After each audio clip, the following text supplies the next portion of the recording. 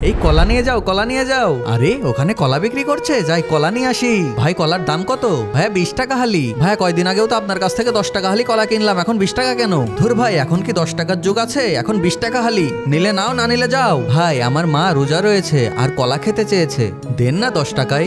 না ভাইয়া এখন হবে না, যাও। ভাইয়া আজকে যদি ইফতারিতে আমি আমার মায়ের কলা না খাওয়াতে পারি তাহলে আমি সন্তান হিসেবে কি মূল্য থাকলো? দেন না ভাই কলা, আপনারও তো মা আছে। আজকে যদি ইফতারিতে আপনার মা আপনার কাছে কলা চাইতো তাহলে আপনি কি করতেন? তোর কাছে টাকা নেই, তা তোর মায়ের কলা খেতে ইচ্ছা হয় কি করে? যা বেরো এখান থেকে।